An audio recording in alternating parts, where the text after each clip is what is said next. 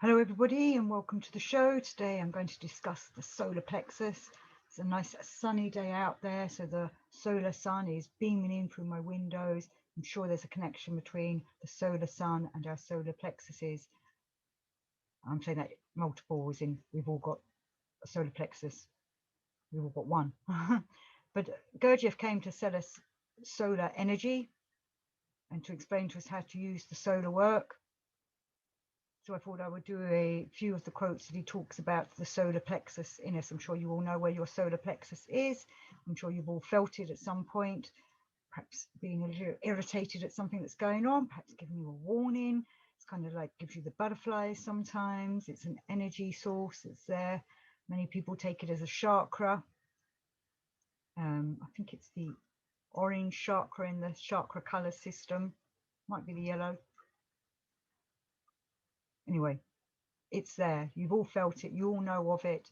And I'm sure you probably use it if you're doing some kind of spiritual training. You can feel it working upon yourself. Many people say this is where the energy center all is, in your solar plexus. And that's why we can feel it doing something. I'm pretty sure it's got its own brain. I think that's what Gurdjieff was trying to tell everyone. It has its own brain. So I'm going to do a quote from Life is Real Only Then When I Am. A man feels when what are called the initiative factors issue from one of the dispersed localizations of his common presence, which in contemporary science are called the sympathetic nerve nodes, the chief agglomeration of which is known by the name of solar plexus, and the whole of which functioning is called the feeling center. So it is the emotional center in some people's ideas. That solar plexus, you can feel it getting when you're angry. Goes, when you're in love, it has all kind of butterflies and jumps around and does crazy things. Skips about when it's giving you a warning. It's kind of like a bit of a fearful nudging that it's giving you. It makes you feel a bit sicky because it's trying to warn you that something's about to happen, and so on. So also from Life is Real. When a normal man pronounces aloud or to himself the words I am, then there always proceeds in him, in his, as it is called, solar plexus, a so to say reverberation that is something like a vibration, a feeling, or something of the sort. Can you feel it? Do that exercise yourself. So on page 142 of Life is Real, Only Then When I Am. Owing to my solar plexus intentionally and directly taking in the law conformable results of the air I was breathing and the results arising in my head brain of the previously consciously received impressions, I feel much more fully that I am, I can, and I wish. Just putting in all three centers. I am, I can, I wish. So we're not just thinking it, we're feeling it as well. And then we're telling our body this is what we want to do. So that's all three centers working. So this is from All and Everything, page 37. In the whole region of my spine, there began a strong, almost unbearable itch and a colic in the very center of my solar plexus. Also unbearable. And all this, that is these dual, mutually stimulating sensations, after the lapse of some time, suddenly were replaced by such a peaceful inner condition as I experienced in later life once only. And it's also where we get all our feelings of peace and relaxation things. We've said many times about the relaxation exercises for your body. We need to relax all that, so it's sending nice relaxing energies throughout your body, and you're getting into a nice relaxing state in your mind and in your emotions, in your solar plexus. We want to create them kind of energies so that we can work on ourselves. So also Beelzebub's Tales, page 44 to 5. So obviously this is Beelzebub talking. A very strange process which began in both of my recently discovered souls and which assumed the form of an unusual itch, and immediately I understood this. began progressively to increase until it now evokes and produces an almost intolerable pain in the region a little below the right half of my already, without this over-exercised solar plexus. And then he goes on page 146 to 7. As regards the place of concentration and source for the further manifestation of the third holy force of the sacred Triamazikamno, law of three, namely the holy reconciling. So you've got holy affirming, holy denying, holy reconciling, transubstantiating me from my being is the prayer. So he's talking about the holy reconciling here. Most of the separate parts of this being brain are localized in them, just in that place of their planetary body where such a normal being brain should be, namely in the region of their breast, and the totality of these nerve nodes in their breast they call the solar plexus.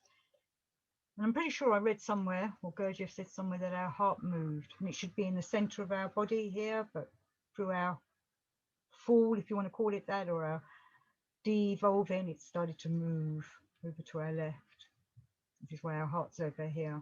But it's all connected to our solar plexus. So page 779 to 80 of All in Everything. Nature there was compelled, without destroying the function in itself of this brain of theirs, to change the system of its localization. She gradually dispersed the localization into small localizations over the whole of their common presence, but chiefly in the region of the pit of the stomach, called by them the solar plexus, or the complex of the nose of the sympathetic nervous system. And that's why we have all them feelings in it, isn't it? Because our nervous systems, it's like the nervous system brain is there in the solar plexus. So I've got a quote from the lovely Kenneth Walker here. The headquarters of emotional center might be looked upon as being the solar plexus.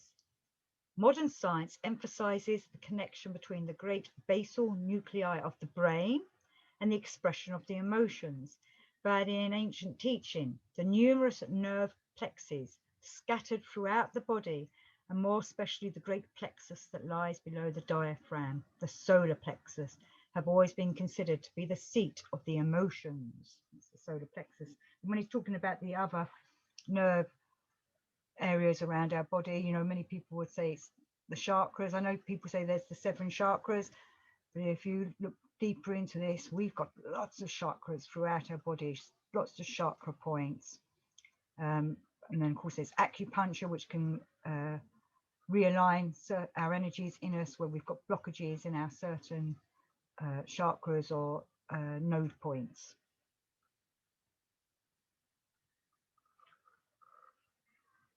So Ouspensky agrees, the center of gravity of the emotional center is in the solar plexus. So I've got a quote from Knott here. I, Knott, noticed a slight though perceptible growing strength in the solar plexus, a diminutive of that acute sinking feeling that in the face of a rebuff almost doubled one at I'm going to start that again, sorry. I noticed a slight though perceptible growing strength in the solar plexus, a diminution of that acute sinking feeling that in the face of a rebuff almost doubled one up at times. Araj said that in some Eastern teachings, the solar plexus is said to be the seat of power, of real will. So we need to work on our solar plexuses if it is the seat of the power and of our real will. And it probably is, you know, as we get in our centers. Remember, we've got the higher emotional center and the higher intellectual center. So once we've got the lower ones all aligned, we should be attuning to them higher ones. So continuing with Knott. I forgot to write down, sorry, which Knott book I've taken this from. Probably the first one that he wrote. The solar plexus is a disorganized and disconnected center. One result of continuing work would be the concentration of emotion into a definite aim in place of the ups and downs of feelings, of the wasteful struggle of conflicting feelings. And Knott was told this by Araj. And that's probably true, isn't it? You know, we are up and down with our emotions and our feelings. But if we can get that solar plexus aligned and understand it, then hopefully we'll not be so up and down, and we'll be more in control of ourselves. So Ouspensky said to Nott, "A strong feeling is a gift from God." And Nott said, "One can have a strong feeling centre, yet be conscious of a weakness in the solar plexus." One was always aware of the great strength of Gurdjieff in the region of the solar plexus, the region of essence, of I amness, of will, of being.